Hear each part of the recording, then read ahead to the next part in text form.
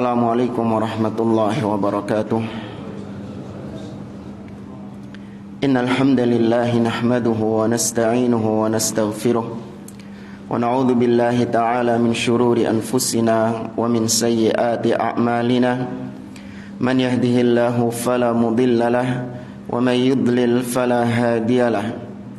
Wa asyhadu an la ilaha illallah wahdahu la syarika lahu wa asyhadu anna Muhammadan abduhu wa rasuluh. Ya ayyuhalladzina amanu taqullaha haqqa tuqatih wa la tamutunna illa wa antum muslimun. Ya ayyuhan nasu taqu rabbakumul ladzi khalaqakum min nafsin wahidah wa khalaqa minha zawjaha wa batha minhuma rijalan katsiran wa nisaa'a wattaqullaha alladzi tasaaluna bihi wal arham innallaha kana 'alaikum raqiba. Ya ayyuhalladzina amanu taqullaha wa qulu qawlan sadida yuslih lakum a'malakum wa yaghfir lakum dhunubakum wa man yuti'illaha wa rasulahu faqad faza fawzan 'azima. Amma ba'd, fa inna asdaqal hadithi kitabullah wa khairal hadi hadi Muhammadin sallallahu alaihi wasallam wa syarrul umuri muhdatsatuha wa kullu muhdatsatin bid'ah wa kullu bid'atin dhalalah wa kullu dhalalatin finnar. Ikhwani fillah rahimani wa rahimakumullah. Kita meneruskan kembali pembahasan tafsir Juz Amma oleh Syekh Muhammad bin Shalih Al-Utsaimin rahimahullahu taala. Kita masih membahas tafsir surah Al-Adiyat. Pada pertemuan yang lalu kita sampai di ayat yang ke-8. A'udzubillahi minasyaitonir rajim. Qala Allahu azza wa jalla wa innahu lihubbil khairi lasyadid. Dan sesungguhnya manusia itu mencintai harta dengan kecintaan yang luar biasa. Ya, dengan kecintaan yang sangat luar biasa. Kata Syekh Muhammad bin Shalih Al-Utsaimin, wa innahu ay al-insan. Kata Allah, innahu, sesungguhnya dia di sini maksudnya adalah kembali kepada manusia. Yakni manusia dari sisi jenisnya, manusia secara umum. Li hubbil khairi, al-khair huwal mal. Yang dimaksud dengan al-khair dalam ayat ini adalah al-mal, harta. Kama qala Allah Ta'ala, sebagaimana yang Allah firmankan dalam surah Al-Baqarah ayat 180, Allah mengatakan, kutiba alaikum idza hadara ahadakumul maut in taraka khairan al-wasiyatu lil walidaini, dan seterusnya. Kata Allah, Allah wajibkan atas kalian apabila salah seorang di antara kalian kedatangan kematian, didatangi kematian, dan dia memiliki khairan, nah ini maksudnya harta, maka hendaklah dia berwasiat untuk kedua orang tuanya, wal aqrabin, dan untuk karib kerabatnya. Ayat ini surat Al-Baqarah ayat 180 ini sudah dinasakh, hukumnya sudah dihapus, karena wasiat itu hanya berlaku untuk non ahli waris. Sedangkan orang tua dan karib kerabat itu termasuk ahli waris. Mereka tidak mendapatkan wasiat, tapi mereka mendapatkan waris. Ini dinasakh dengan hadis Nabi SAW, innallaha qad a'ta kulladzi haqqin haqqahu fala wasiyata lil warith. Kata Nabi, sesungguhnya Allah Subhanahu wa taala telah memberikan kepada setiap orang yang memiliki hak, Allah berikan haknya. Maka tidak ada lagi wasiat bagi ahli waris. Ya, tapi yang jadi pendalilan di sini adalah khairan. Allah mengatakan in taraka khairan, apabila dia meninggalkan khairan. Maksudnya meninggalkan in taraka malan katsiran. Dia meninggalkan harta yang banyak. Fal khair huwal mal. Wal insanu hubbuhu lil mali amrun zahir. Manusia kecintaannya terhadap harta itu adalah perkara yang nampak sekali. Ya, bukan perkara yang tersembunyi, perkara yang tidak diketahui, enggak. Yang sudah menjadi rahasia umum, setiap manusia itu pasti ada kecintaan terhadap harta. Qala Allah Ta'ala, Allah juga berfirman dalam surah Al-Fajr, wa tuhibbunal mala hubban jamma. Dan kalian mencintai harta dengan kecintaan yang sangat luar biasa. Wala takadu tajidu ahadan yaslamu minal hubbi syadidi lil mal. Kata Syekh, hampir-hampir engkau tidak akan mendapati manusia, melainkan pasti kau dapati orang itu sangat cinta terhadap harta. Ya, berarti ini sudah menjadi keumuman manusia. Sampai beliau mengatakan hampir-hampir, kau tidak akan mendapati manusia kecuali pasti dia ada kecintaan terhadap harta yang sangat luar biasa. Nah, di sini ada perinciannya, kata beliau, ammal hubbu mutlaqul hubbi fahadha thabitun likulli ahad. Adapun kecintaan terhadap harta, ini kecintaan secara mutlak, kecintaan secara umum, maka ini ditetapkan bagi semua orang, siapapun. Ya, pasti dia ada kecintaan terhadap harta, pasti itu, nggak mungkin nggak. Ya, ini kecintaan secara umum. Ma min insanin illa wa yuhibbul mal. Tidak ada manusia kecuali pasti dia cinta dengan harta. Lakin, nah ini yang berbeda. Asyiddatu laisat likulli ahad. Namun kecintaan yang luar biasa, kecintaan terhadap harta yang luar biasa, nah ini yang gak semua orang seperti itu. Kalau cuman sekedar cinta, ana yakin 100% semua yang hadir di sini cinta sama harta. Tapi kecintaan yang sangat luar biasa kepada harta, sehingga dia lebih mengedepankan harta daripada ketaatan kepada Allah Subhanahu wa Ta'ala. Hartanya menyebabkan dia jatuh dalam kemaksiatan. Gara-gara harta dia meninggalkan perintah Allah. Makanya yang dicela adalah berlebih-lebihan terhadap harta itu. Alhaakumut takatsur, kata Allah. Ya, berlebih-lebihan, menumpuk harta secara berlebih-lebihan, cinta terhadap harta secara berlebih-lebihan, itu membinasakan kalian, kata Allah Azza wa Jalla. Namun cuma sekedar cinta, itu sabit, semua manusia pasti cinta harta. Ba'dun nas yuhibbul mal alladhi taqumu bihil kifayah. Kita dapati sebagian orang dia cinta harta, namun hanya sebatas untuk memenuhi kebutuhan hidupnya saja. Yang penting sudah kebutuhan saya tercukupi, ya, keperluan saya tercukupi, ya sudah selesai. Ya. Wa yastaghni bihi an ibadillah. Yang penting saya enggak minta-minta kepada orang. Yang penting saya enggak ngemis-ngemis sama orang. Ya, cukup saya memiliki harta yang dengannya aku bisa menjalankan kehidupanku. Ada orang-orang seperti itu. Ini orang tetap dikatakan cinta sama harta. Ya, ini orang bahlul namanya. Kalau kebutuhannya belum terpenuhi, ya, kemudian kecukupannya belum terpenuhi, namun dia wis ya wis ini harta ambilan, anak ndak mau harta. Terus ente hidup ya apa? Sembuh po jari Allah. Ini orang apa?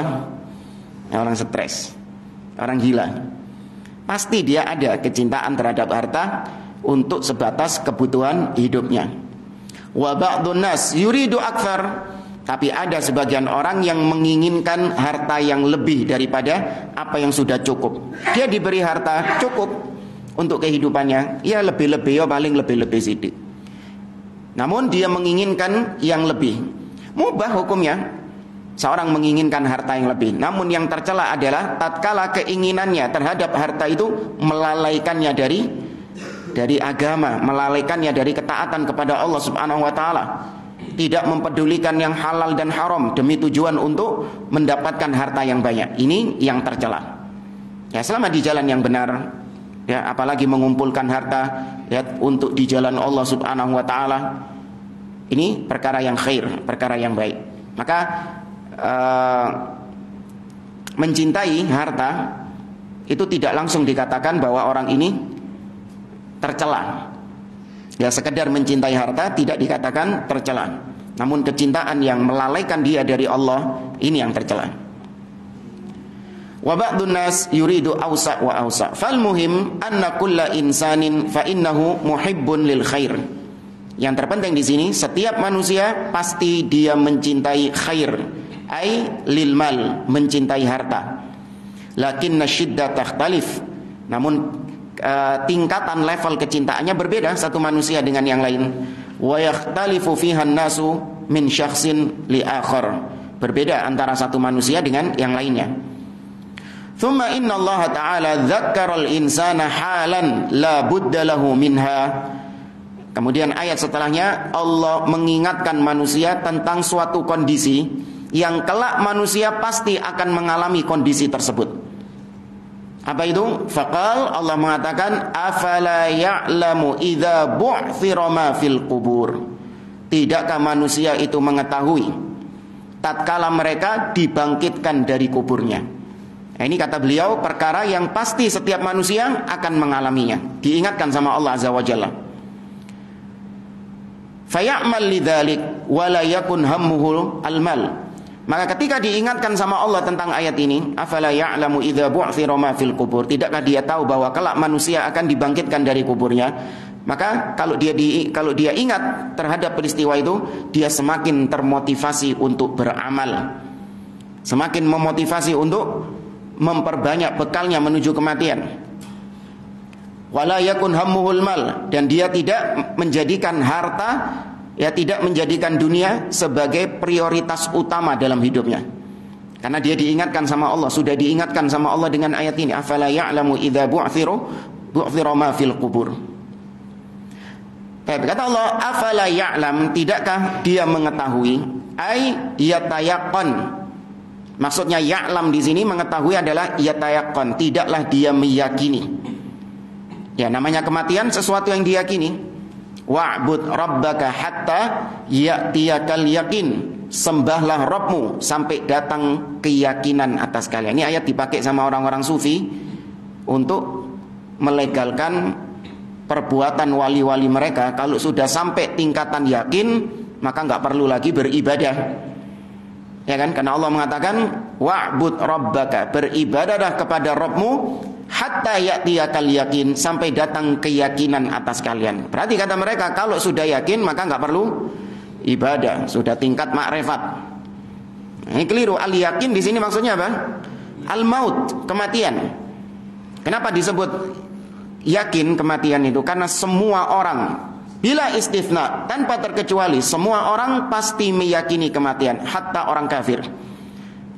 Ya, hatta orang kafir tetap dia meyakini kematian itu pasti datang.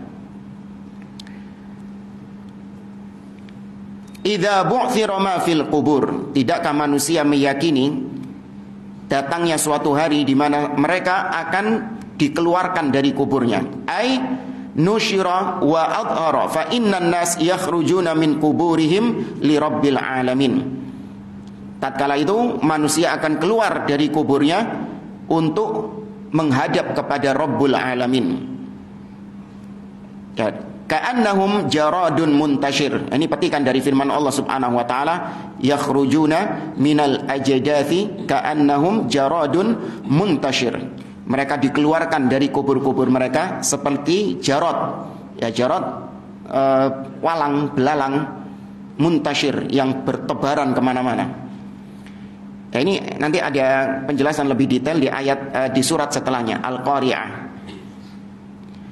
Yakhrujuna jami'an bi sayhatin wahidah. Ya, mereka keluar dari kuburnya dengan teriakan yang sama. Ya, dengan satu teriakan yang sama. In kanat illa sayhatan wahidah fa idzahum jami'un ladaina muhdharun, kata Allah dalam surah Yasin.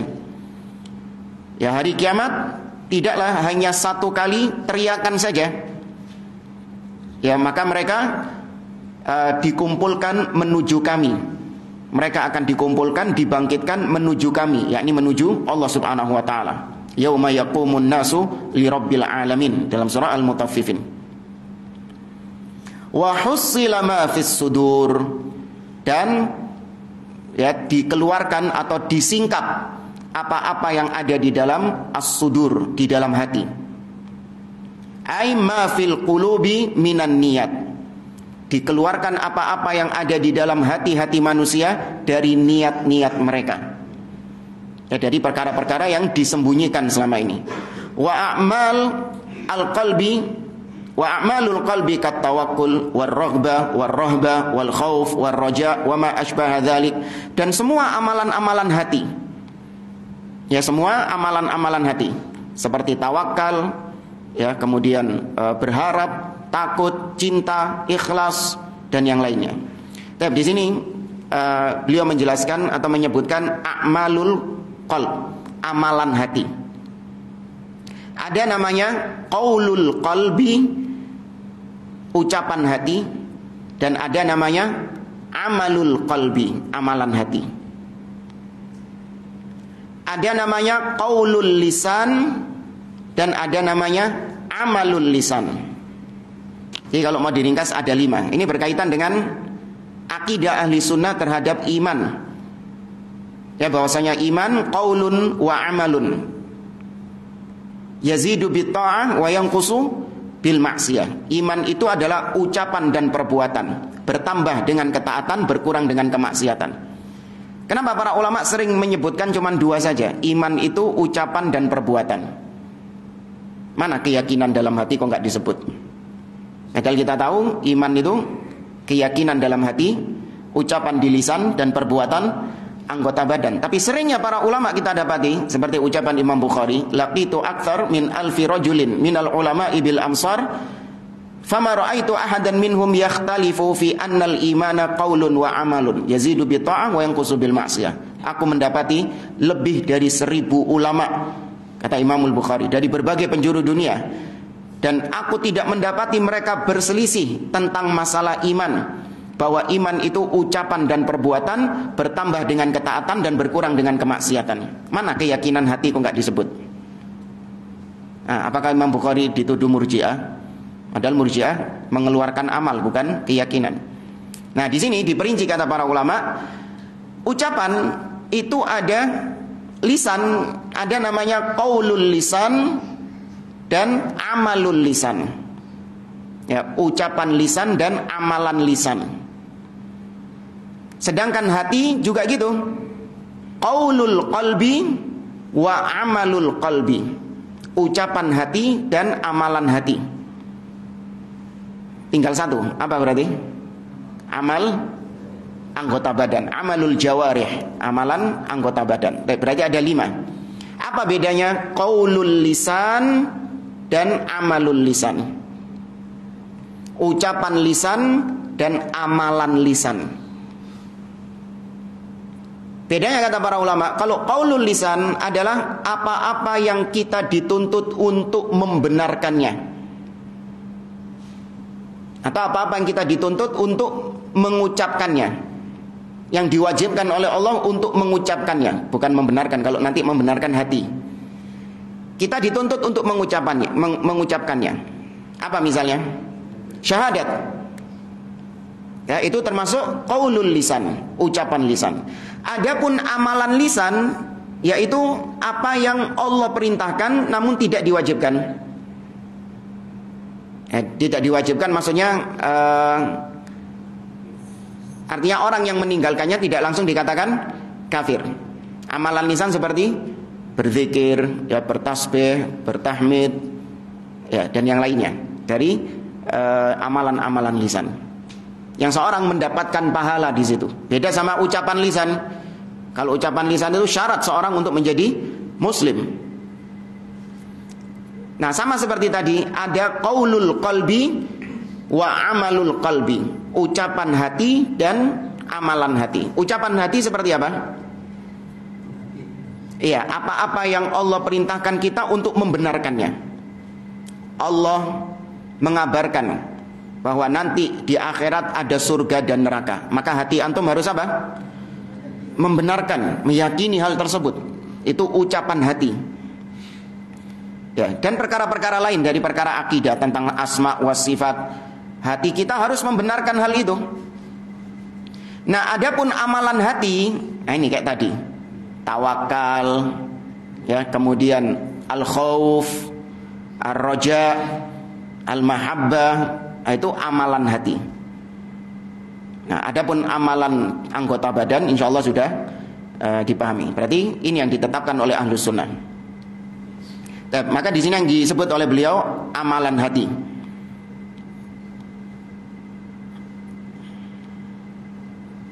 Wa huna ja'ala Allahu azza wa jalla al-umdata ma fis sudur dalam ayat ini Allah menjadikan tolak ukurnya, barometernya itu adalah hati.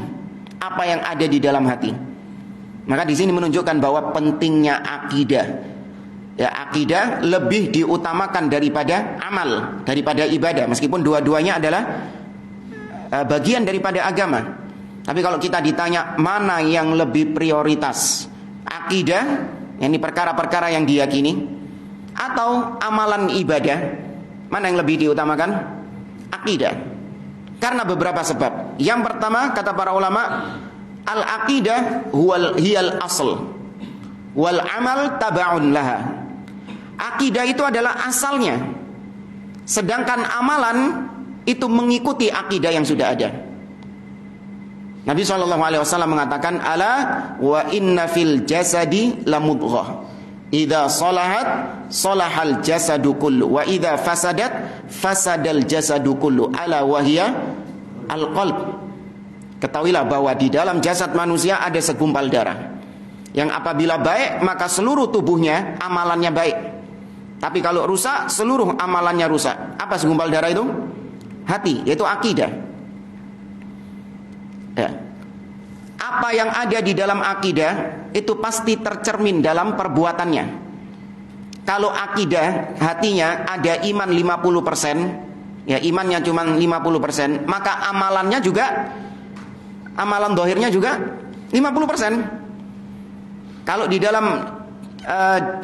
dalam hatinya 100%, maka pasti amalannya juga 100%. Di sini kata para ulama bahwasanya al-qalbu wal amalu mutalaziman.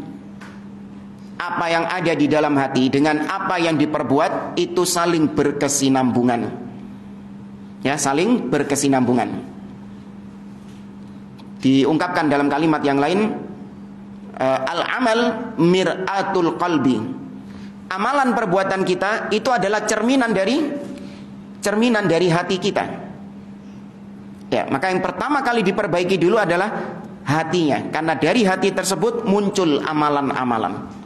Maka di sini kenapa para ulama salaf dari zaman ke zaman lebih memprioritaskan perkara akidah. Bukan berarti mereka menelantarkan perkara-perkara amal ibadah, enggak. Karena menunjukkan bahwa akidah lebih diutamakan daripada ibadah. Nabi SAW. Yang kedua, alasan kenapa dakwah salafiyah lebih mengutamakan akidah daripada ibadah, karena Nabi selama 13 tahun di kota Mekah, beliau belum disyariatkan amal-amal ibadah yang wajib. Yang beliau prioritaskan apa selama dakwah di Mekah? Akidah, yaitu tauhid. Ya, tauhid kepada la ilaha illallah dan akidah tentang hari akhir. Ya, maka akidah lebih diutamakan daripada ibadah. Qala ta'ala kama qala ta'ala yauma tublas sarair fama lahu min quwwatin wala nasir. Wa husila ma fis sudur, itu sama mirip dengan firman Allah dalam surah At-Tariq. Ya, kata Allah, yauma tublas sarair, hari di mana semua rahasia-rahasia akan disingkap. Ya, termasuk rahasia apa yang ada di dalam hati seseorang. Itu akan dibuka, akan disingkap pada hari kiamat. Fama lahu min quwwatin wala nasir. Maka manusia ketika itu tidak memiliki kekuatan dan tidak ada yang menjadi penolong atasnya. Li'annahu fid dunya yu'amilun nas mu'amalatadh dhahir. Hatta al-munafiq yu'amilu kama yu'amilul muslim haqqan. Kenapa kok disingkap pada hari kiamat? Karena dulu ketika di dunia, seorang ketika bermuamalah, maka dia hanya mengetahui zahirnya saja. Kita berinteraksi dengan seseorang, orangnya baik, khair, masya Allah. Cuma apa ya? Zahirnya saja. Ya, di depan kita masya Allah, ya baik, senyum, ya. Namun ternyata di dalam hatinya menyimpan permusuhan. Di dalam hatinya menyimpan dendam dan lain sebagainya, kebencian. Ya, tapi kalau di depan kita, oh masya Allah. Ya, ini semua ketika di dunia. Maka yang tersembunyi tadi ditampakkan pada hari kiamat. Makanya kata beliau, orang-orang munafik, ketika kita berinteraksi dengan mereka di dunia, maka kita berinteraksi seperti kita berinteraksi dengan orang muslim. Karena zahirnya orang munafik ini adalah muslim. Ya, maka kita bermuamalah dengan orang munafik sebagaimana kita bermuamalah dengan orang muslim, karena zahir mereka adalah muslim. Tapi ketika hari kiamat disingkap sama Allah kekufuran yang dia sembunyikan ini. Karena orang munafik yubtinul kufur, menyembunyikan kekufuran. Lakin fil akhirah al-amalu ala ma fil qalbi. Namun di akhirat amalan perbuatan atau yang dihitung sama Allah adalah apa yang ada di dalam hati mereka. Walihada yajibu alaina an na'taniya biqulubina qabla kulli syai'in qabla al-a'mal. Ini seperti yang kita katakan. Oleh karenanya wajib atas kita lebih perhatian terhadap perkara hati. Ini perkara akidah. Sebelum segala sesuatu, sebelum kita beramal, kita perbaiki akidah kita terlebih dahulu. Li'annal qalba huwa alladhi 'alaihi al-madar. Ya, karena hati ini adalah poros dari amalan orang tersebut. Teringat dengan ucapan Abdullah bin Umar, betapa ketika seorang keliru akidahnya, maka menyebabkan semua amalan dia tidak diterima sama Allah Azza wa Jalla, karena akidahnya sudah menyimpang. Abdullah bin Umar mengatakan tentang kelompok Qadariyah ketika didatangi oleh dua orang tabi'in dari Irak yang bernama Yahya bin Ya'mar dan Humaid bin Abdurrahman al-Himyari. Ketika itu bertanya tentang kelompok Qadariyah, maka Abdullah bin Umar mengatakan, fa idza laqitahum fa akhbirhum anni bari'un minhum wa hum bura'u minni. Kalau kalian bertemu dengan orang-orang Qadariyah itu, yakni yang menyimpang akidahnya menyimpang, yaitu menolak takdir, kabarkan kepada mereka bahwa aku berlepas diri dari mereka dan mereka berlepas diri dariku. Fawalladzi nafsi biyadi, demi zat yang jiwaku berada di tangannya, lau anna ahadahum anfaqa mithla uhudin dhahaban ma balaghahu ma yaqbalallahu minhu hatta yu'mina bil qadar. Seandainya mereka punya emas sebesar gunung Uhud, mereka infakkan, maka Allah tidak menerima infak mereka sampai mereka mengimani takdir. Ya, sampai mereka mengimani takdir, artinya sampai berakidah dengan akidah yang benar. Ya, maka fokus dalam belajar akidah, semangat dalam belajar akidah, karena ini adalah perkara yang lebih penting. Bukan berarti kemudian belajar akidah nggak perlu belajar ibadah, nggak perlu belajar sholat, pokoknya belajar akidah tok. Ini juga keliru. Ya, kita bicara skala prioritas, bukan yang satu diamalkan, yang satu ditinggalkan, bukan. Ya, dua-duanya tetap kita pelajari, namun yang lebih prioritas adalah perkara akidah. Karena kita lihat fenomena sebagian orang, mereka malas belajar akidah. Bahkan ada yang nyinyiri pelajaran-pelajaran akidah, dianggap bahwasanya kajian-kajian akidah ini hanya untuk kajian-kajian akidah ini bisa memecah belah umat. Ya, bisa memecah belah umat katanya. Dan kita jawab iya sih. Kita nggak mengingkari hal tersebut. Karena seorang ketika tahu akidah yang hak, maka otomatis dia tahu akidah yang batil. Ya, dia akan mengetahui akidah yang batil. Terbedakan antara ahlus sunnah dengan ahlul bidah. Terbedakan antara kesyirikan dengan tauhid itu dari belajar akidah. Ya, maka iya kalau dikatakan bisa memecah belah, iya, dan memang harus dipecah belah. Ya. Kata Allah Subhanahu wa taala, "Afanaj'alul muslimina kal mujrimin? Ma lakum kaifa tahkumun?"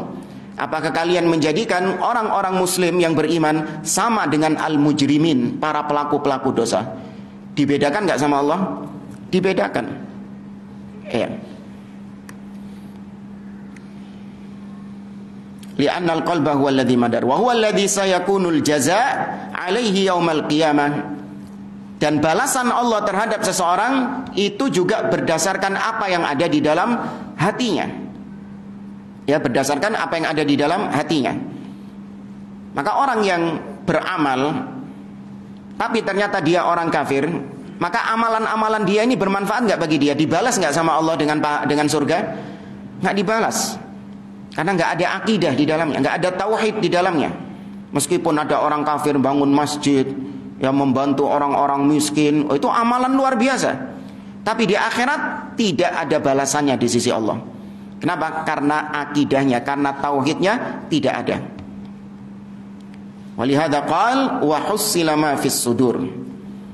Munasabatul ayatain ba'dihima li ba'din anna ba'tharata ma fil qubur ikhrajun lil ajsadi min bawatinil ard wa tahsilu ma fis sudur ikhrajun lima fis sudur. Ini kesinambungan antara ayat ini dengan ayat sebelumnya. Ya, di ayat sebelumnya Allah mengatakan afala ya'lam idza bu'thira ma fil qubur, dan ayat ini wa hussila ma fis sudur, dikeluarkan dari kuburan dan disingkap hati-hati manusia, apa yang ada dalam dada-dada manusia. Apa kaitannya dua ayat ini? Kata beliau, ayat yang pertama yaitu dikeluarkan dari kubur, jasad-jasad manusia dikeluarkan dari perut-perut bumi. Sedangkan ayat yang kedua wa tahsilu ma fis sudur, yaitu mengeluarkan apa yang ada di dalam dada. Podo-podo dikeluarno. Jasadnya dikeluarkan dari bumi dan hatinya, yakni niat-niat hatinya atau apa yang selama ini tersembunyi dalam hatinya juga melok ditokno. Jadi menegaskan bahwa yang dikeluarkan juga bukan cuma fisiknya saja, tapi yang dikeluarkan juga apa yang ada di dalam hati. Mimma tukinnuhus sudur fal ba'thara ba'tharatun ma fil qubur amma tukinnuhul ard wa huna amma yukinnuhus sadr wa tanasub bainahuma dhahir. Ya, kurang lebih sama. Ada kesinambungan, kaitan yang sangat nampak sekali antara ayat sebelumnya dengan ayat yang sekarang ini, yaitu sama-sama dikeluarkan. Yang satu dikeluarkan jasadnya, yang satu dikeluarkan isi hatinya. Inna rabbahum bihim yawma idzin la khabir. Ya, sesungguhnya Rabb mereka itu terhadap mereka la khabir, sangat khabir. Khabir ini mirip dengan alim. Ya, akan tetapi khabir ini lebih dalam lagi. Ya, sebenarnya alim juga mengetahui, Allah mengetahui segala sesuatu. Tapi kalau khabir ini lebih spesifik, yaitu detail-detailnya. Ya, alim ini mengetahui secara umum, ilmunya Allah secara umum. Tapi kalau khabir itu daqiqul ilm, ilmu pengetahuan Allah sampai pada detail-detailnya. Ya, sampai pada detail-detailnya. Ini permisalan saja. Walillahil matsalul a'la. Bukan menyamakan Allah dengan makhluk. Antum mengetahui kalau pakaian yang saya pakai ini warna hitam. Ada yang nggak sepakat sama putih? Ada yang bilang putih. Itu disebut dengan al-ilmu.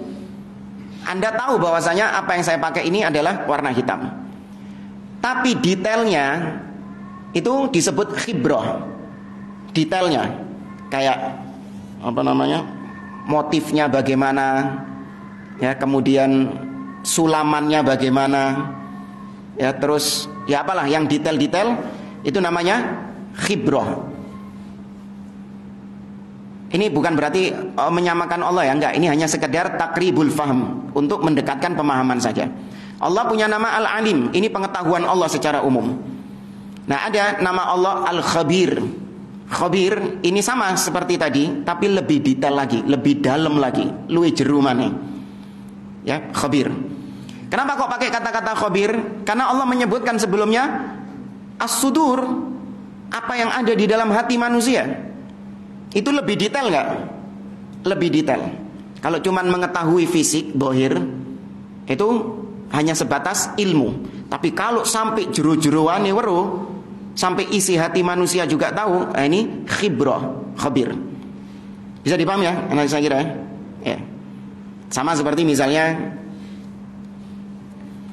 Allah punya nama Ghafir. Ya, Allah punya nama Al-Ghafir. Al-Ghafir itu sebatas mengampuni saja. Allah Subhanahu wa taala mengampuni.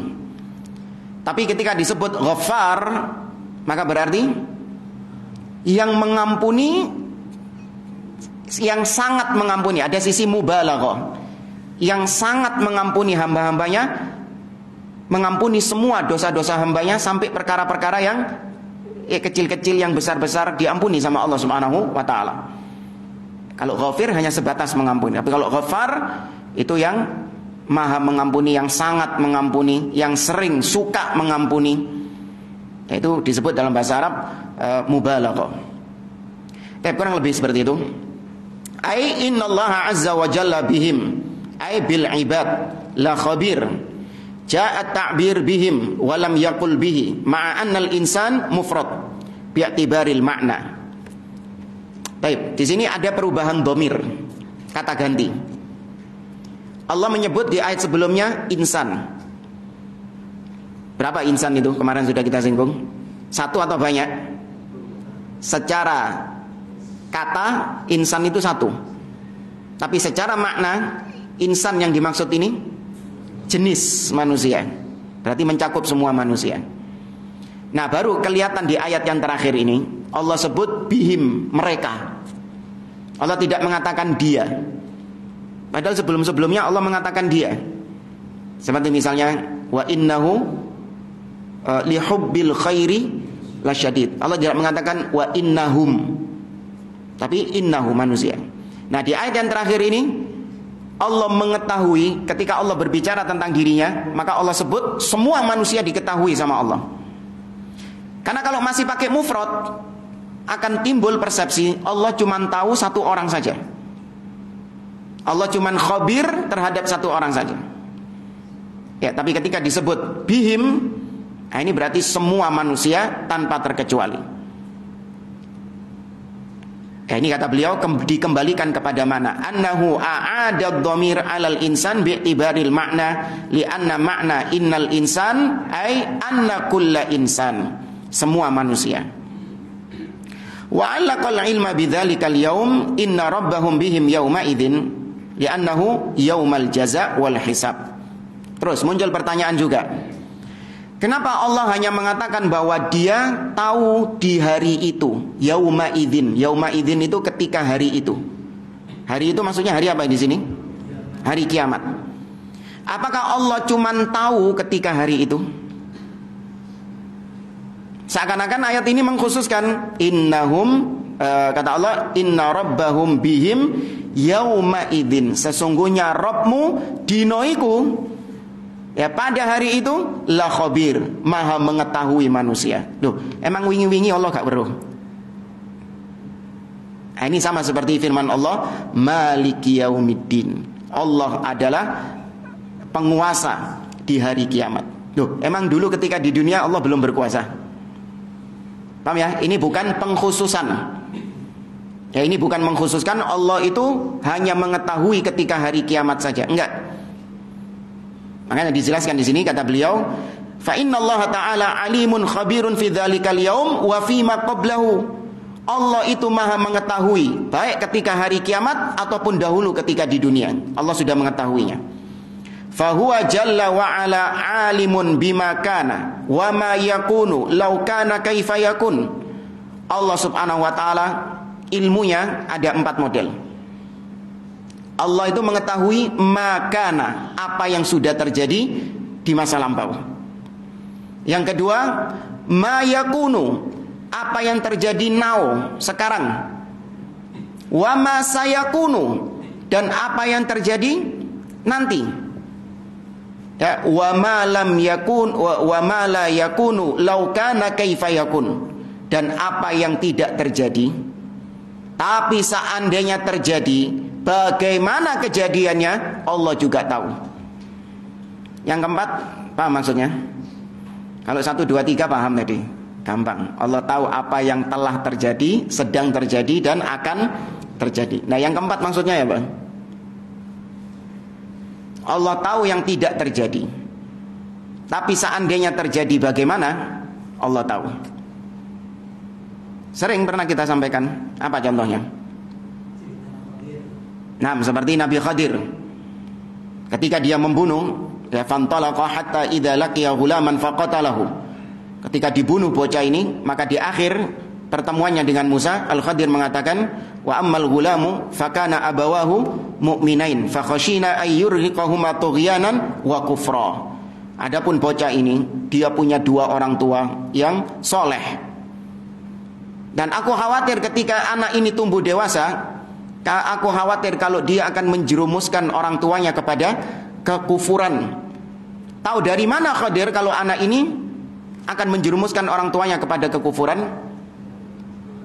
Allah. Dan disebutkan sendiri sama dia, wa ma fa'altuhu an amri. Aku melakukan itu bukan atas dasar kemauanku, bukan atas dasar keinginanku, tapi perintah dari Allah Azza wa Jalla. Kemudian juga firman Allah dalam surah Al-An'am, Allah mengatakan tentang orang-orang kafir, walau tara idh wuqifu 'alan nari qalu ya laitana nuraddu rabbana ya laitana nuraddu wala nukadziba bi ayati rabbina wa nakuna minal mu'minin. Ketika mereka diberdirikan di neraka jahanam, ya, naudzubillahi minha, maka orang-orang kafir mengatakan, wahai Rabb kami, seandainya kami dikembalikan ke dunia, kami akan melaksanakan ketaatan-ketaatan, akan beramal soleh dan akan menjadi orang-orang beriman, dan kami tidak akan mendustakan engkau. Kedaden enggak? Ada enggak orang yang dikembalikan lagi ke dunia? Enggak ada. Tapi Allah mengatakan, bal badalahum ma kanu yukhfuna min qabl walau ruddu la'adu lima nuhu an. Sekarang kalian ngomong kayak gitu karena nampak bagi kalian neraka yang dulu tidak nampak bagi kalian. Ya, maksudnya kon ngomong kok ngono, salim biyen nang dunya neraka durung ketok. Ya, sekarang neraka wis ketok, baru kau ngomong kayak gitu, pingin dikembalikan, pasti beramal soleh. Nanti balik ke dunia, neraka ketok mana gak? Gak ketok mana. Nah kata Allah, la'adu lima nuhu an. Balik mana deh? Gak kejadian, tapi Allah tahu kalau mereka dikembalikan ke dunia, pasti mereka kembali berbuat kekufuran. Ya. Maka itu ilmunya Allah Azza wa Jalla. Maka Allah itu khabir bukan hanya ketika hari kiamat. Tapi ilmunya Allah itu ya sejak azali. Karena sifat ilmu itu sifat apa? Fi'liyah atau dzatiyah? Dzatiyah. Apa bedanya sifat fi'liyah sama dzatiyah? Kalau fi'liyah apa? Ketika dilakukan saja. Enggak. Berkaitan dengan masyiah. Sifat fi'liyah adalah berkaitan dengan kehendak Allah. Kapan Allah berkehendak, dia lakukan. Kapan Allah tidak berkehendak, dia tidak melakukan. Seperti apa misalnya? Nuzul, Allah turun ke langit dunia. Allah berkehendak melakukannya kapan? Sepertiga malam terakhir. Ya. Seperti juga istawa alal arsh. Istiwa itu sifat fi'liyah. Kapan Allah berkehendak untuk istiwa? Setelah menciptakan langit dan bumi. Walladzi khalaqas samawati wal arda fi sittati ayyam, baru kemudian thumma istawa alal arsh. Ya, kalau istiwa itu sifat fi'liyah. Adapun al-ulu, Allah Maha Tinggi, ini sifat dzatiyah. Ya, sifat dzatiyah, sifat yang tidak berkaitan dengan kehendak Allah, yakni Allah senantiasa tersifati dengan sifat itu. Tidak pernah lepas dari Allah Subhanahu wa taala. Allah memiliki ilmu, punya sifat ilmu. Apakah pernah suatu ketika Allah enggak berilmu? A'udzubillah. Allah mendengar Allah punya wajah. Ya Allah punya penglihatan, ya, tinggi di atas. Ini sifat dzatiyah yang senantiasa tersifati dengan itu. Nah, sifat fi'liyah tadi kata para ulama itu diistilahkan dengan qadimun nau' hadithul ahad. Apa maksudnya? Semua sifat fi'liyah Allah sudah bisa melakukannya.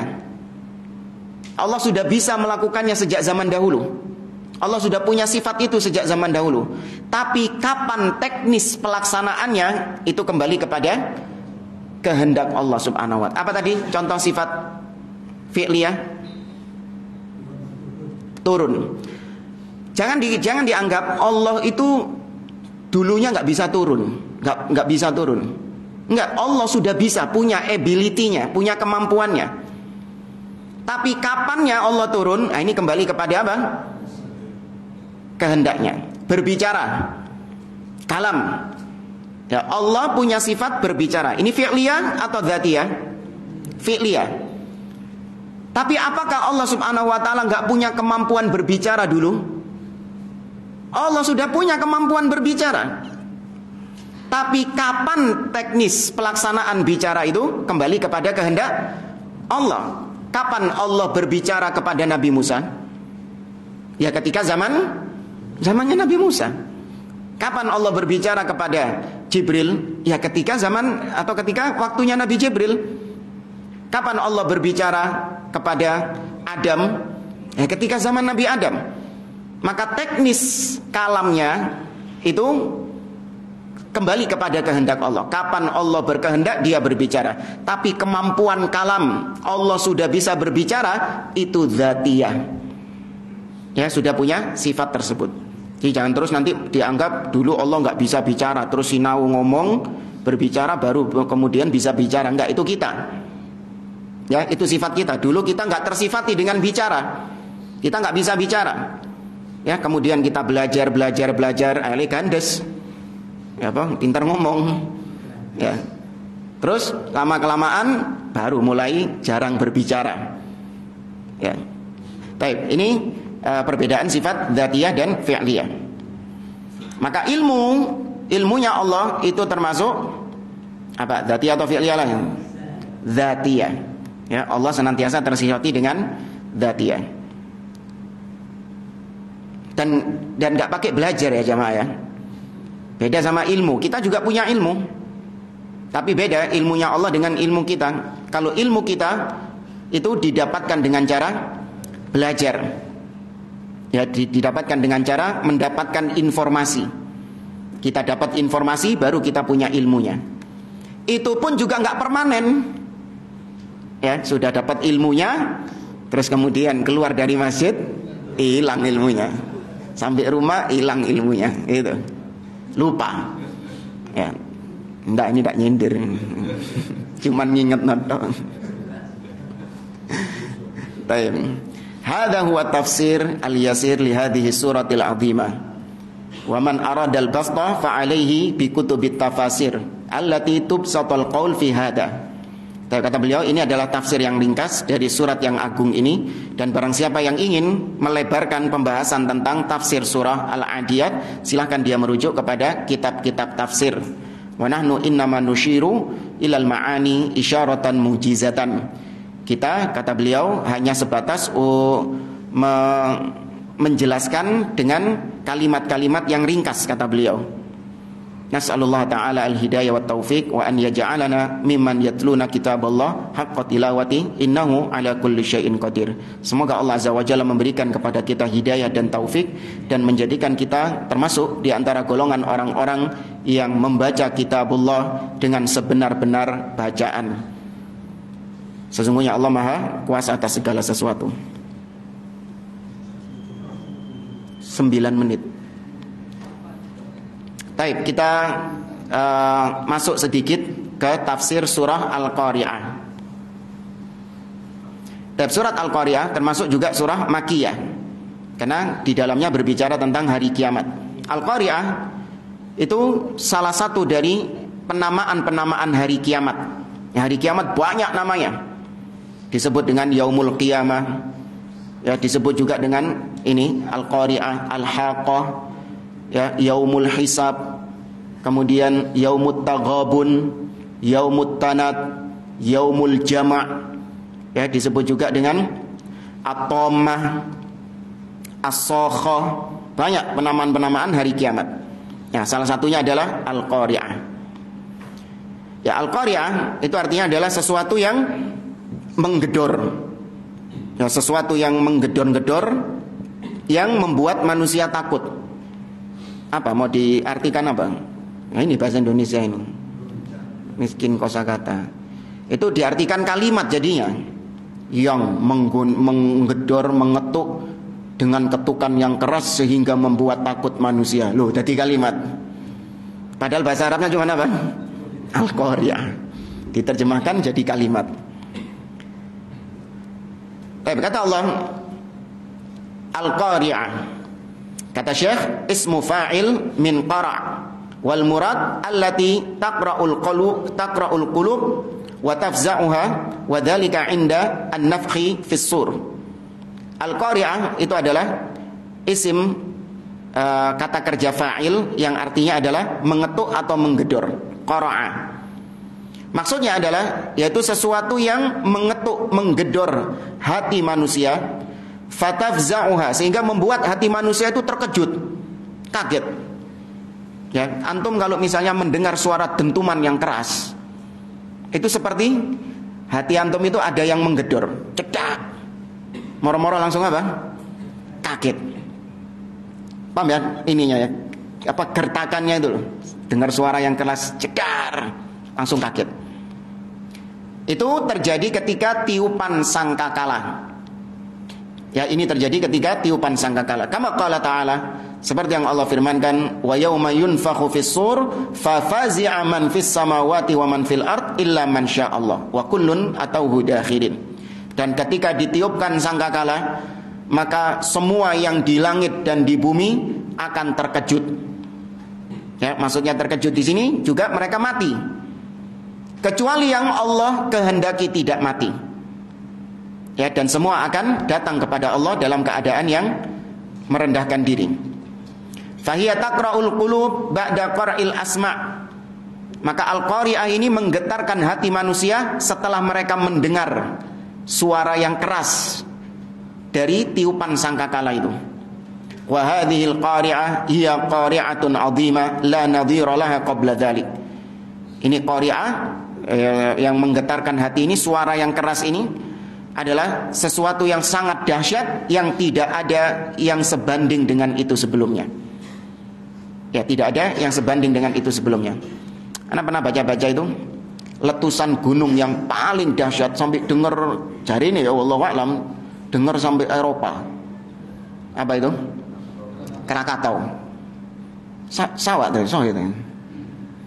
Katanya dentumannya itu terdengar sampai Eropa jemaah. Tahun berapa itu? Dulu. Itu katanya itu.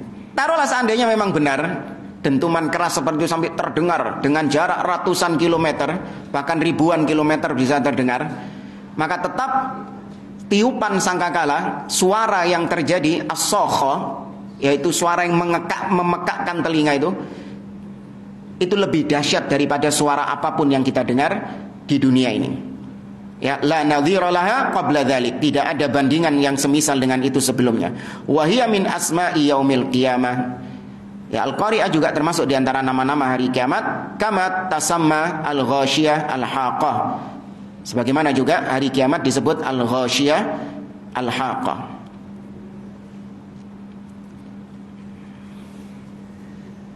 Sudah 3 menit. Ya wis lah. Ndak urung pekan depan diulangi lagi. Tapi saya cukupkan sampai di sini, kurang lebihnya mohon maaf. Aku qouli hadza wa sallallahu ala nabiyyina Muhammad wa ala alihi wa sahbihi ajma'in. Wassalamualaikum warahmatullahi wabarakatuh.